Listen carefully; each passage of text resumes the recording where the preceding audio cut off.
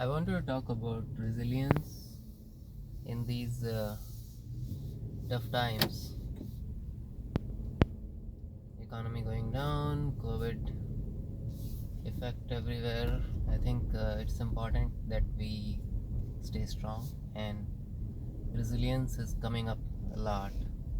And I just wanted to throw some ideas and light on how to do that.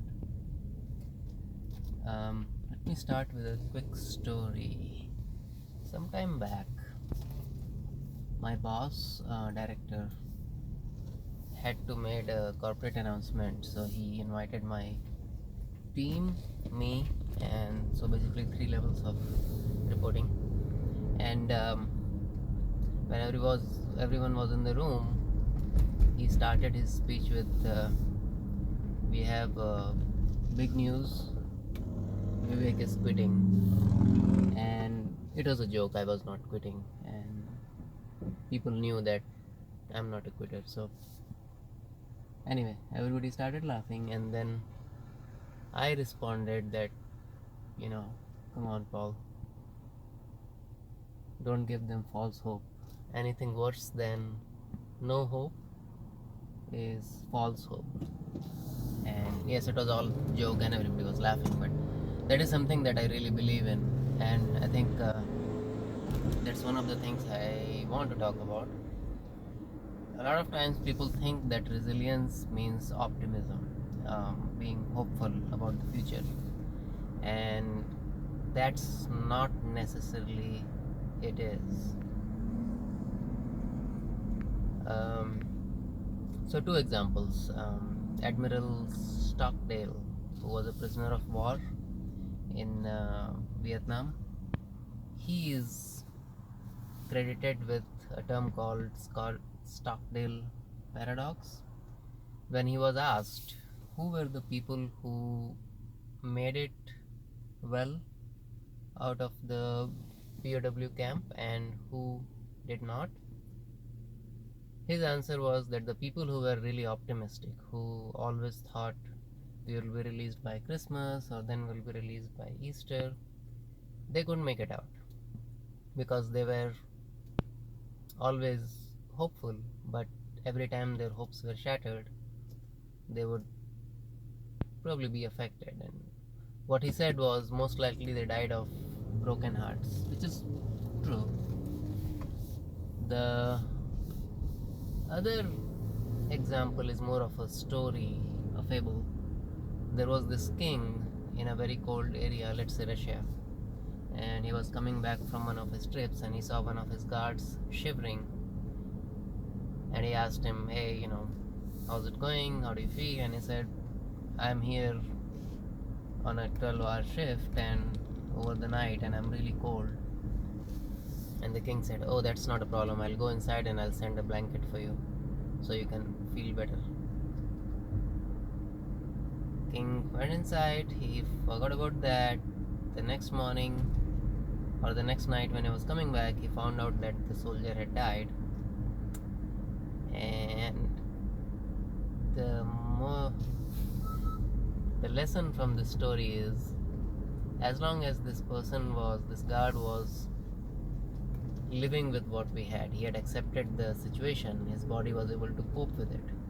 But when he was given hope, and even physiologically, the body will start spending its energy if it is expecting nutrition or change in the environment later, as opposed to if it was preparing itself for a long cold night.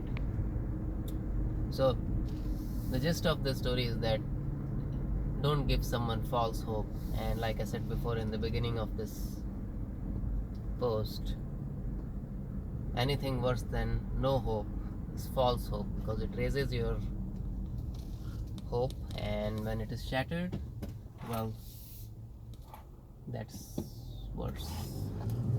So I was reading up some research, and if researchers were to be believed, there are 3 things one needs to do to be resilient and survive in adverse times, whether it is COVID or economic economic crash or whatever it is.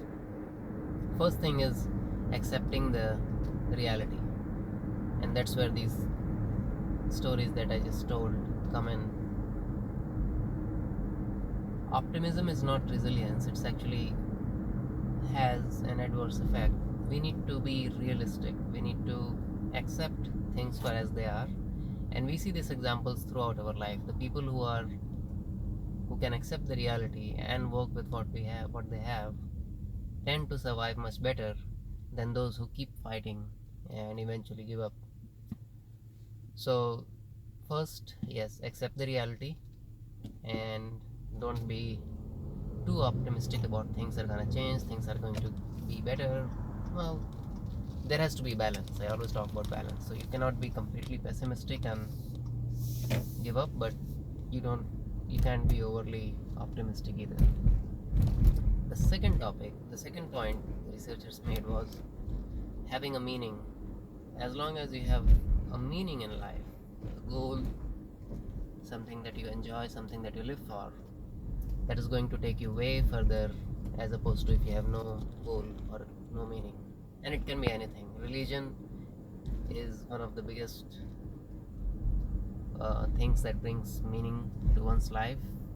Not only life, but even beyond life, afterlife, and whatnot. But it could be anything. It could be religion, it could be music, art, children, family, pets, sports, bike riding, paddle boarding, um, anything. If you have a passion, if you follow it, it supports you in terms of difficulty. So have a goal for life, and that will definitely help you survive adverse conditions. And the third thing that they mentioned was improvise. Keep changing. If you lose a job, find another one.